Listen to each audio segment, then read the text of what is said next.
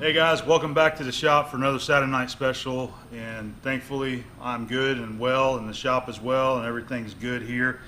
We just had that devastating hurricane come through Florida just a couple days ago, Hurricane Michael, and fortunately for me and my area, we did not get hit with the devastating winds here.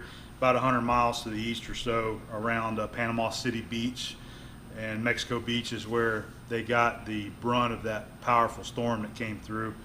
And we're just now starting to see some of the video and some of the devastation that area took on. But I really hate that happened to anybody. But I had many emails, many comments and stuff like that all throughout the week. People sending their best wishes to me. So I just want to say that I appreciate that for everybody that was concerned and sending me the messages. But everything is good here.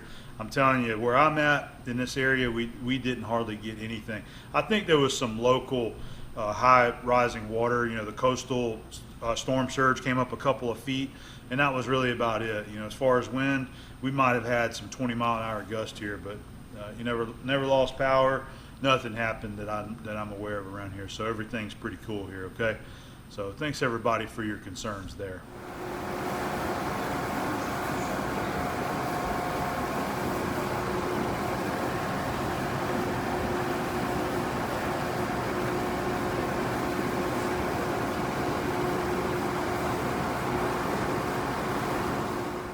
I want to give everybody a reminder about the new Booth Machine Shop t-shirts for sale over on my storefront, Store Frontier.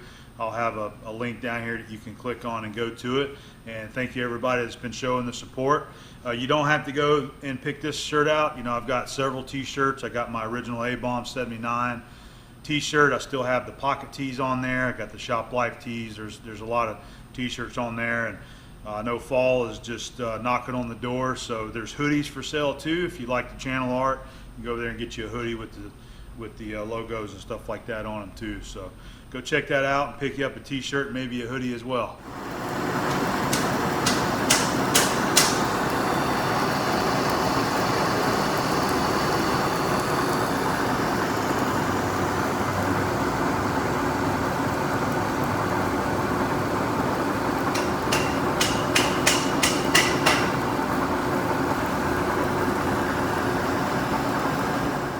I also want to give everybody a reminder about the upcoming events next month, November. First one is going to be FabTech in Atlanta, Georgia. So I'll be there for FabTech, and I look forward to attending that event. It'll be my very first trade show like that I'm going to, and I'm very excited about seeing everything there and meeting people as well. So that's going to be November 5th, 6th, and 7th, I believe.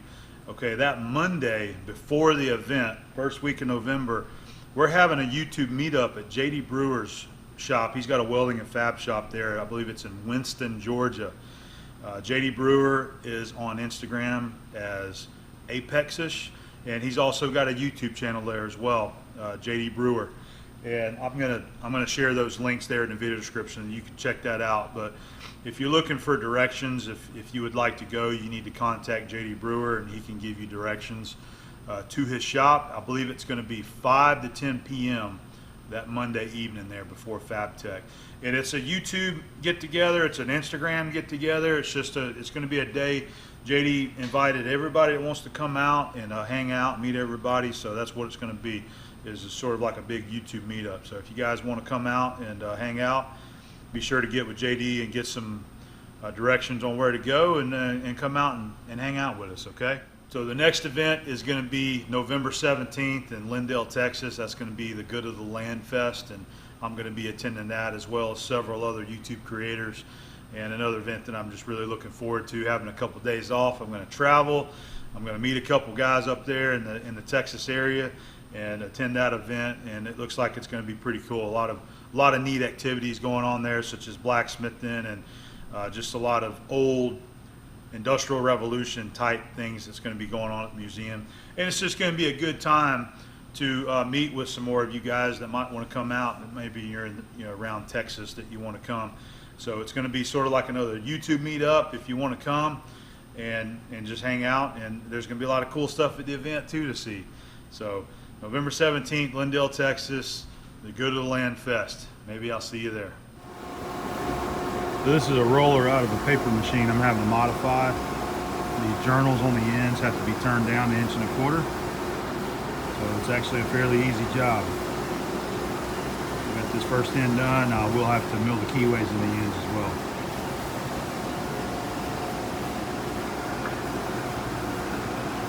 Just turn the end down. They're going to put a coupling.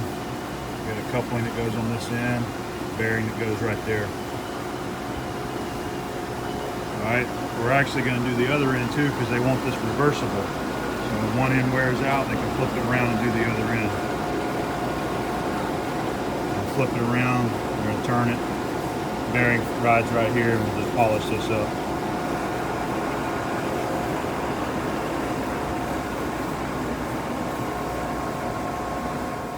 So this week's content, I've got quite a bit of machining to share with you. So I've got a stack of parts right here behind me, and those belong to a friend of mine, Glenn.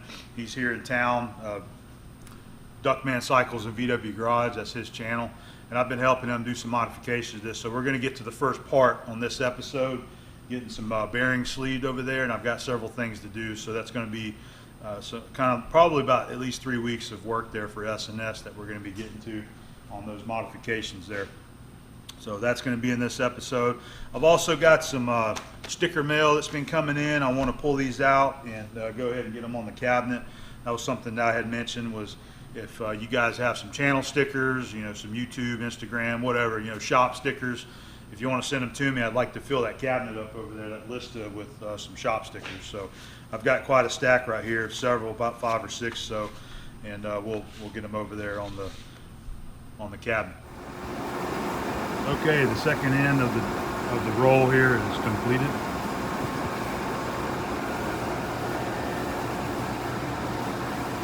Got the end turned 1 1/4 inches, 3 inches back. Got the bearing journal polished, and we got this filed and polished too. They said don't worry about that. The bearing sits right here. All right. I'll show you how I got the other end chucked. Use my copper so it don't mar it up. Just indicate the bearing journal there.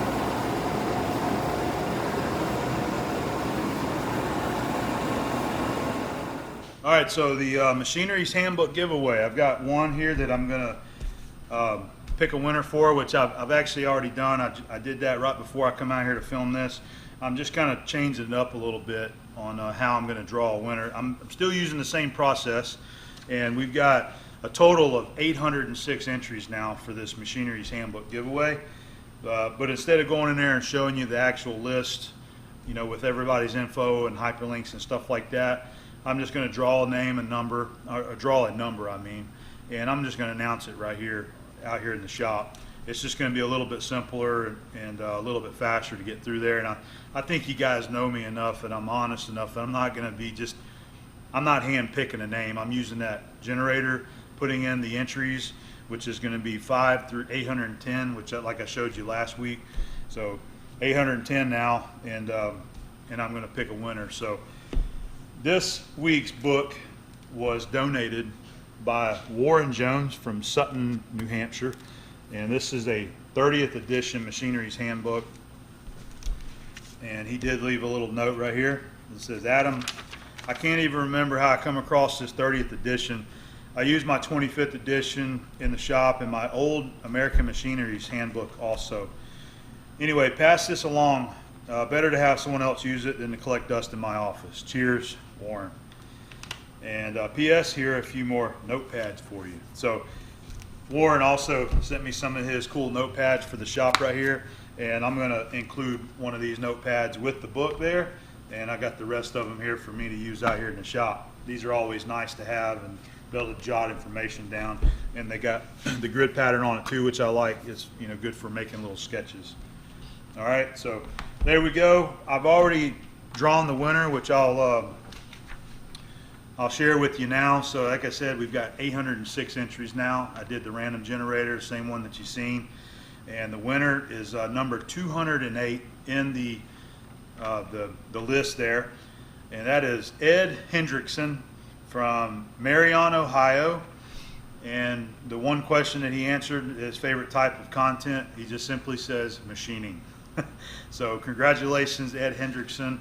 You are the winner of the 30th edition Machinery's Handbook that was donated by Warren Jones. So I'll get this boxed up to you and get it coming your way, as well as the little A-bomb sticker pack and one of my 3D prints right here. All right, so congratulations, Ed, and I hope you enjoy the book. All right.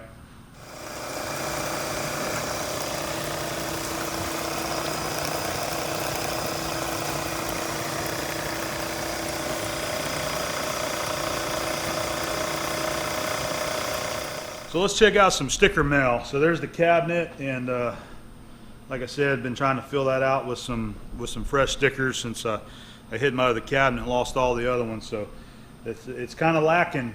Some of you guys with the big YouTube channels out there, I need some fresh stickers if you want to broadcast your channel name over here.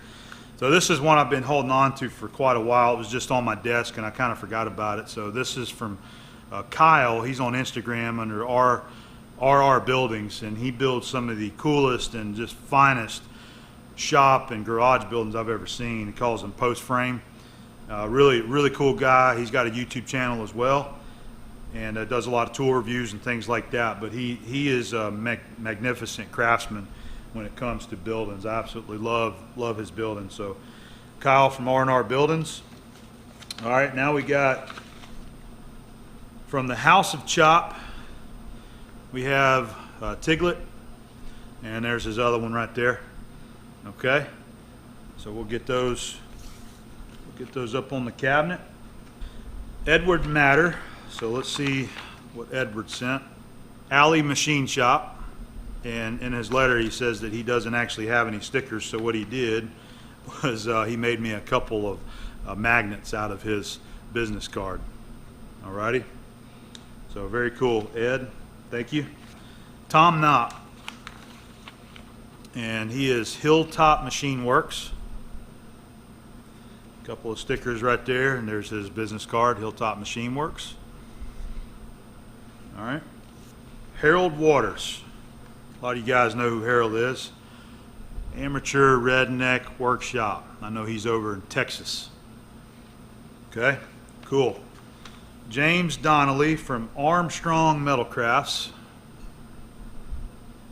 Couple little stickers right there. They're up in Albany, Oregon. I can't remember the name, but this is the stickers that they sent. City Island, Bronx, New York. All right, and then they also sent the Love the Soldiers, Hate the Politics, Soldiers Family Prayer. Okay. It's a refrigerator magnet, but if we got room, we'll put it out here. Maybe I can put it over there on the welding cabinet. All right.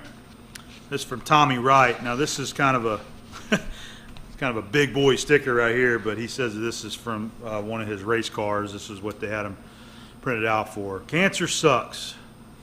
Shirley'sWay.com. This is a leftover that they had, and he wanted to send it to me. Don't know if it'll fit on there. I'll see if I can get it on there.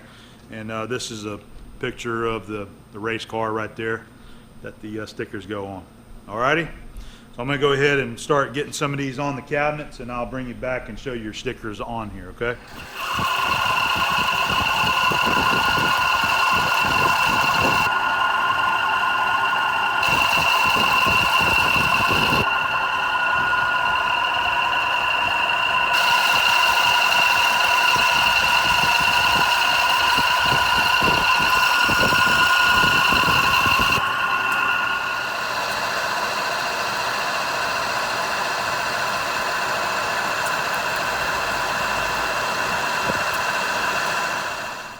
All right, guys, there you go. I got all your stickers up there on the cabinet, and I'm trying to place them so that I can, kind of stagger them and put more than one, depending on what size they are when they come in. But anyway, I got them all up there. Got another room right here for another small sticker. All right, and then the big one I put down there, the Cancer Sucks, and then we've got the family prayer thing down there as well, the magnet. So got lots of room out here for stickers. So looking for some more. If you guys got some cool stickers, send them my way.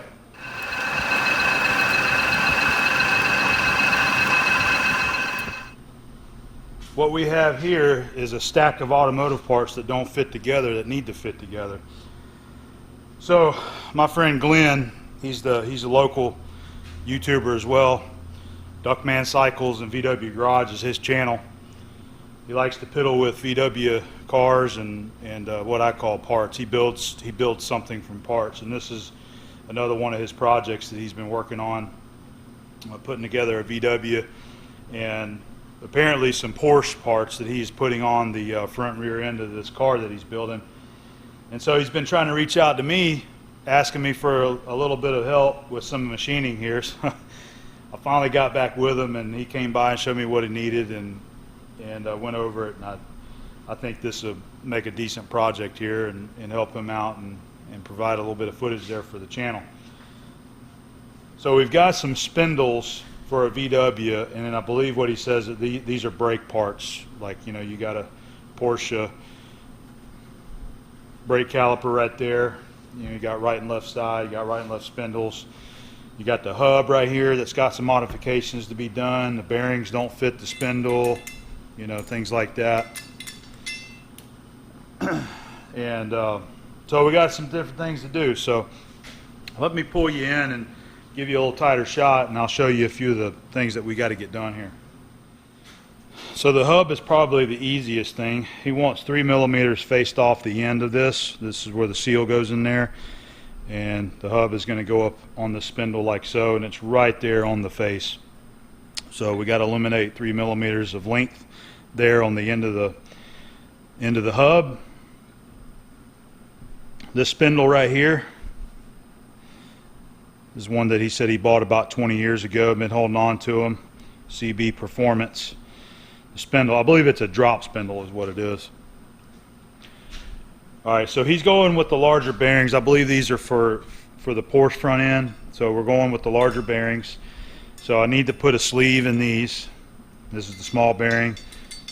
Alright, so we'll sleeve those. I'll have them with a little shoulder on them so that they won't come out, and it'll shoulder up against this guy right here. And we'll have another one for right there. Alright, so that's one aspect of the job, is sleeving those bearings right there. I just showed you the hub. And then we got to do some mods to, let's see, this section of the spindle right here. So the caliper, let's take a look at this. I believe it's this side right here. Alright, so the caliper is going to mount like so. This is where it needs to mount, and it won't mount because it's not made for it. But what they do, and this is what he discussed, is what other guys have been doing, is this hole right here, drilled and tapped for M14, and then right here is where this other mount hole is going to go for the other M14 bolt. So there's not enough metal there. There's nothing there, so we're going to have to actually weld some material to this right here and then drill and tap it so that both of these locations, these hole locations, will mount into the spindle. So that's going to be the trickiest and the most difficult part of the whole job. And I told Glenn that I know that he thinks this is it's a quickie, it'll take you 30 minutes. No, this is going to take some time to get this stuff done, and that's where I want people to understand, whenever it comes to custom, anything custom means time, okay? You can't take a job like this, and I'm just using this as an example. I'm not picking on Glenn here. I'm talking about in general, automotive. You might see something like this online for $100, okay? So that doesn't mean that you can bring something like this to your local machinist and say, well, you can order this online for $100, so you know I'm expecting you to only charge me that. It don't work that way, all right? So when you come to a machinist and you got all this custom application stuff done, this is not a setup where we're doing repetitious work and you can slam a bunch of these same parts out in a number of time. This is a one-off application. This is where general industrial job shops like me come into play, but it takes time. So all of these setups, all of this time that you got to spend on figuring out how you're going to hold it, how you're going to fixture it, how you're going to add metal, machine it, all that time adds up. It adds up into hours, and it usually adds up to a lot of hours, many hours. And that's where the money comes involved, because the shop is going to charge you a nominal shop fee to do this work. It doesn't matter what you think this stuff is valued at, okay? You can't come to a job shop and say, well, it only cost me $2 that. You're going to charge me $50 to put a sleeve in that? It don't matter. It's about the time that a machinist is going to spend in his shop. You're using his knowledge, his time, his machinery, and all his tools that he's invested in to do this work for you. And that's just something that I've always had to deal with, you know, growing up in my dad's shop, is people, whenever they bring projects to you, they're usually very surprised at how much you want to charge them to do a project that they want done. Okay, again, I'm not picking on Glenn. This isn't about Glenn and his project. I'm using this as an example and something that I want my viewers to try to understand. And the guys out there that's doing this work, they understand. So I'm not telling them anything they don't know. But people just need to understand that when you want custom, you're going to have to pay for custom. My dad used to say it. He said, if you want to play, you got to pay. Guys that come in with like car stuff and automotive and motorcycle stuff, you know, and they want you to do some kind of little mod, and then when they get the bill, they're like freaking out because you're charging so much, and they think they're getting ripped off. It's not about that. It's the time that it takes to get the stuff done, and it adds up. You call an electrician, you call a plumber, any kind of utilities like that out here to fix your house, fix your shop, they're going to charge you the time they got in that plus materials, and I guarantee you, you're going to pay it too. And it ain't no different whenever you go to a machine shop, a fabrication shop, or a welding shop. It's the same thing. So anyway, that was just one of my little things that I wanted to kind of get off my chest, you know, because it's happened to me many, many times over again, and I just wanted to use this as an example. So that's kind of the gist of what we got to do, and I think I'm going to start with the easy stuff, which is going to be making sleeves for the two bearings. And also we'll get this chucked up right here. This should be pretty simple, and we'll do our facing off this. All right, and then we got two of them. So we got the other one. We got the other one right there. I kind of got it all together, and maybe you can kind of see right here also with this guy set up. And we've got a hole lined up there, so we'll be able to drill and tap that one, and then once we do, we'll have to do some mods on the spindle there, add some material, get it welded on, and then center punch the location, drill and tap, and then we've also going to have to make some spacers to go in here as well, but we'll get to that later, okay?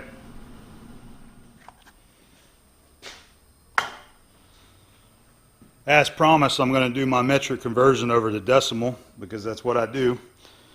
I've been measuring out the large and the small bearings right there and getting the sizes figured out. I'm going to use my Imperial Iser. I love this thing. So we've got it set to millimeter. You can also switch it to where it's on inch. It's going to do an instant conversion. So 35 millimeter, 35, 1.378. Clear that out.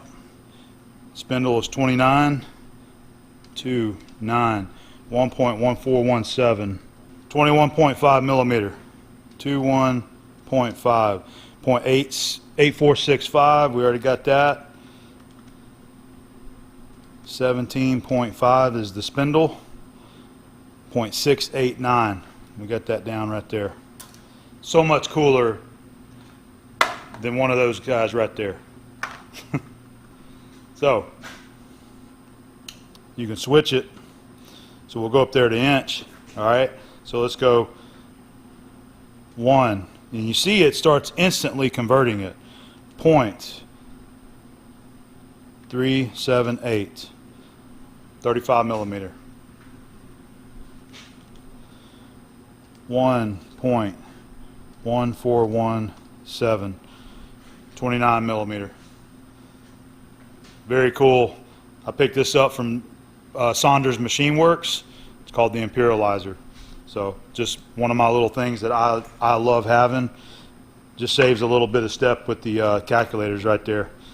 And who doesn't like a shop-made gadget? Fully CNC machined and hand assembled. And it works cool, man. First thing I'm going to do is work on the two sleeves for the small bearing. I've got all dimensions that I need, wrote down, jotted down, and this is a piece of stress proof that I'm going to use. I'm going to drill it, turn it, and part it off to make the sleeve. Start off by putting a hole down through the center of it, and then we'll bore it to the size we want it.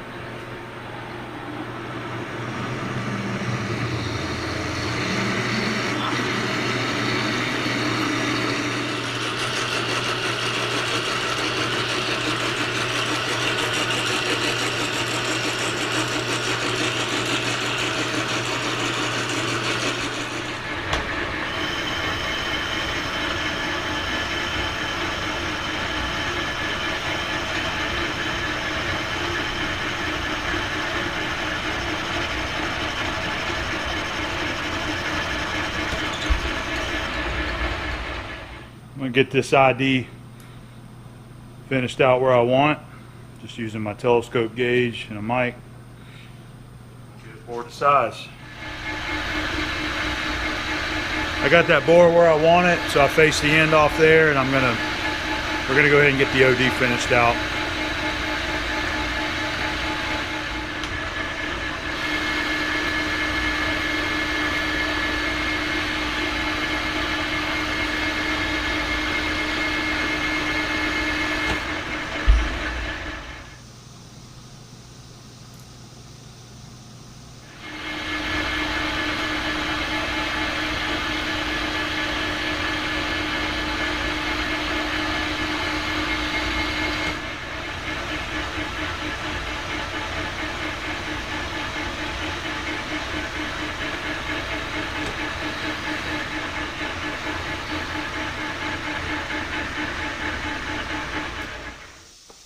Got that first one done, so we're going to go ahead and get it parted off now.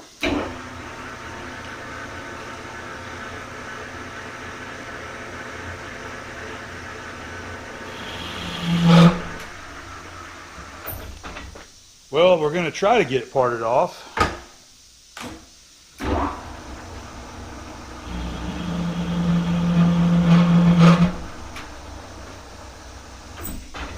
This is the one thing that frustrates me about this lathe, and I think adding this 6-jaw with the extra stick out did not help.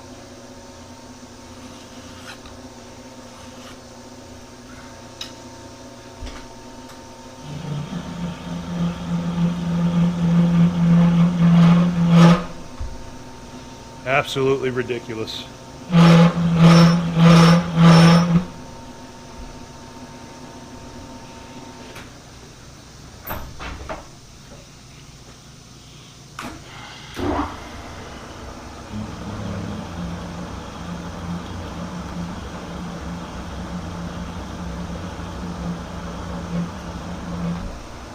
The only thing you can do is just go slower if it keeps acting up on you. We're gonna have to go into this headstock and check those bearings.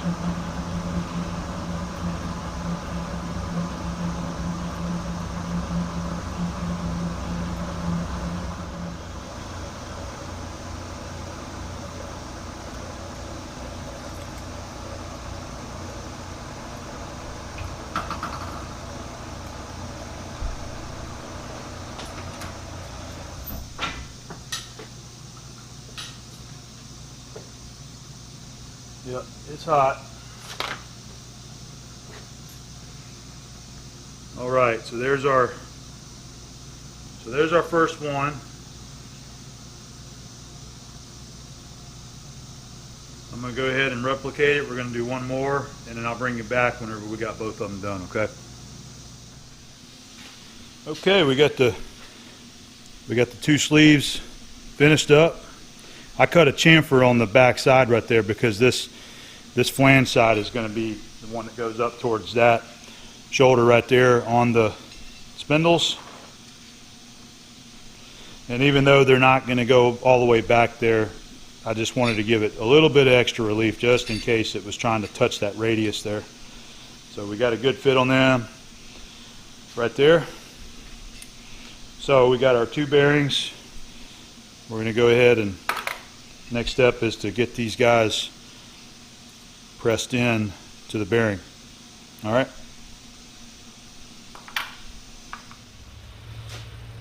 All right, we just got them started in there by hand.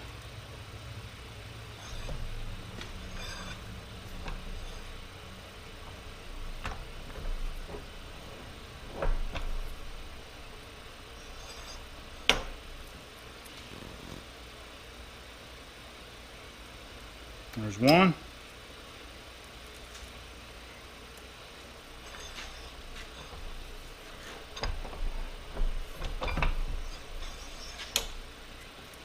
There's two.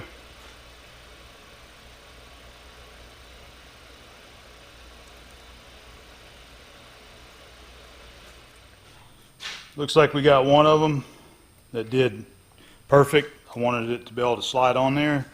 And we got this one right here that goes on. It goes on about halfway and it starts getting tight. So this one right here, I need to do a little bit of flapping in there. I'll use a little rod with some emery paper in my air grinder and go in there and flap that out so that it'll push on there all the way. It's trying to go, but I don't want to push. I don't want to force it on and then it get tight to where it won't come off there. But it's just right there, okay? And then this one is exactly the way we need to fit right there. All right, so I'm gonna consider those done, and then the next step is we're gonna go ahead and do the same thing for these two bearings right here. Get the sleeves made for these.